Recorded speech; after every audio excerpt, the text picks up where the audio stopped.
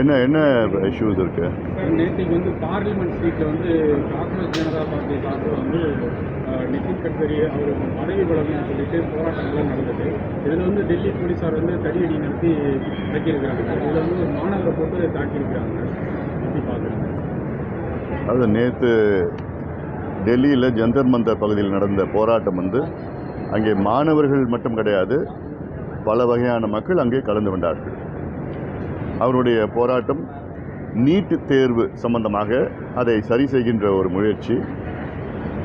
அது இல்லாமல் அதுக்கு முன்பாக இந்த சோனம் வாங்சுக் அவர்கள் கிட்டத்தட்ட ஒரு 22 நாட்களாக உண்ணாவிரதம் இருக்கின்ற நிலையில் ஒரு பதட்டமான ஒரு சூழல்.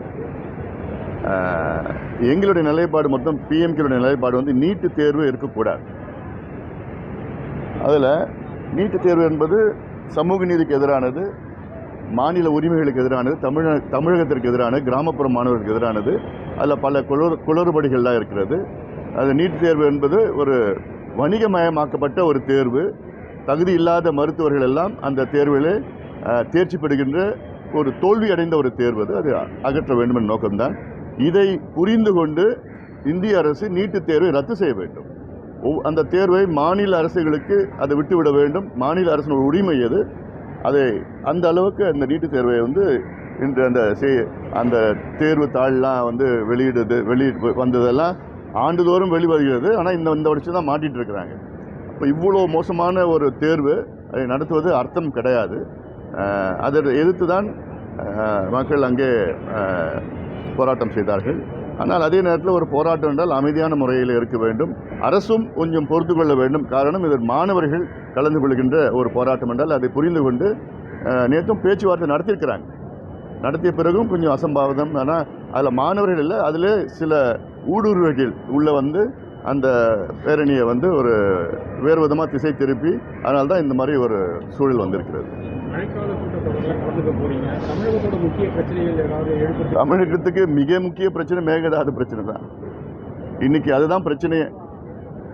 ஏன்னா இன்னைக்கு மேகதாதுவை அணையை எப்படியாவது தடுத்து நிறுத்தணும். அத்துணை நாடாளுமன்ற மக்களவை மாநிலங்களவை உறுப்பினர் அத்துணையும் ஒன்றாக இதில் வந்து நான் திமுக, அண்ணா திமுக, நான் பாமக, நான் இந்த கட்சி அந்த கட்சியெல்லாம் இல்லை, எல்லாமே இந்த பிரச்சனைக்கு எல்லாமே ஒன்றா சேரணும்.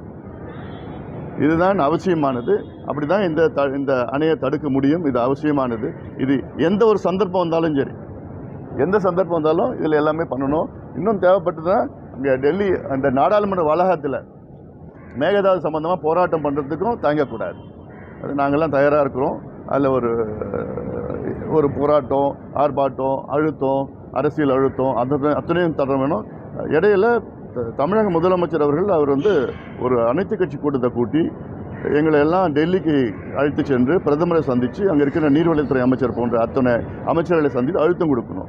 அரசியல் அழுத்தம் கொடுக்கணும், சட்ட அழுத்தம் கொடுக்கணும். ஒரு 10 நாளில் வந்து அமைச்சர் நிர்மல்குமார் வந்து மேகதாது விவகாரத்தில் வந்து வேறு மாதிரி ஒரு முடிவெடுக்க போகிறோம் அப்படின்ற மாதிரி. அதுக்கு முன்பு வந்து அனைத்து கட்சிகளுக்கு தெரியப்படுத்தணும்.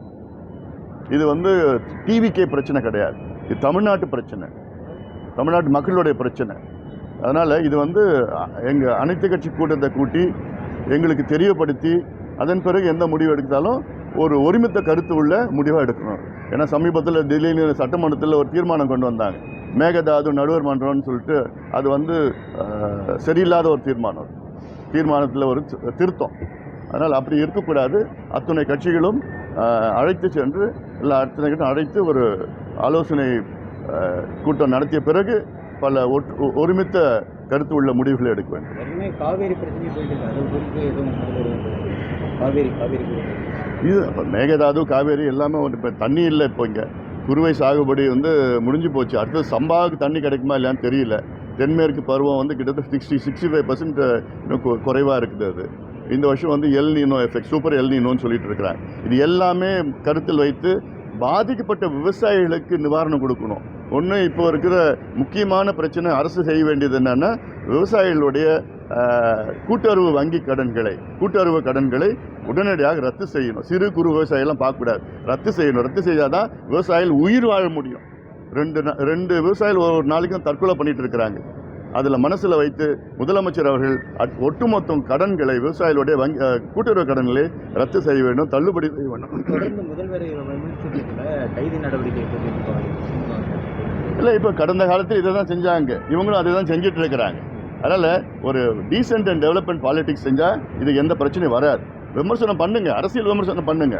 ஒரு தனிப்பட்ட முறையில் யார் இருந்தாலும், முதலமைச்சர் இருந்தாலும் சரி, எதிர்க்கட்சி தலைவராக இருந்தாலும் சரி, யார் இருந்தாலும் அப்படி தனிப்பட்ட முறையில் விமர்சனம் செய்யக்கூடாது.